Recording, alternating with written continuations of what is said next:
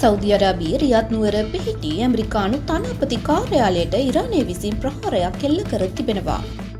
විදේශ මාධ්‍ය සඳහන් කරන්නේ ඊට ප්‍රතිචාර වශයෙන් ඇමරිකානු ජනාධිපති ඩොනල්ඩ් ට්‍රම්ප් ඉරානයට අනතුරු අඟවයි තිබවයි. තම රටට එරෙහිව එල්ල කරන ප්‍රතිප්‍රහාර පිළිබඳව ලෝකයටම නුදුරදීම දැකගත හැකි වනු ඇති බව ජනාධිපති ට්‍රම්ප් මාධ්‍යයට අදහස් දක්වමින් ප්‍රකාශ කර තිබෙනවා.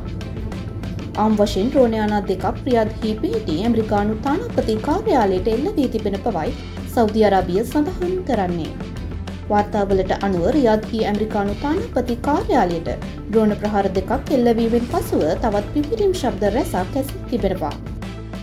නිවුස් නේෂන් නාලිකාවේ තවල මන්දිර වාර්තාකාරිණී කේලි මයර් සඳහන් කළේ මෙම ප්‍රහාරයෙන් පසුව ඇය ජනාධිපති ට්‍රම්ප් සමග සාකච්ඡා කළ බවයි.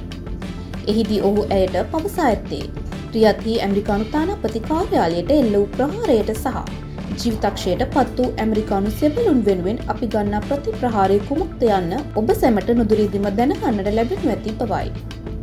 එමෙන්ම ඉරානය සමග යුද භූමියේ සිට සටන් කරන පාපල හමුදාවන්ගේ අවශ්‍යතාවයන් තවදුරටත් මතු නොවනු ඇතැයි තමන් විශ්වාස කරන බවද ට්‍රම්ප් ඇයට වැඩිදුරටත් පවසා තිබෙනවා.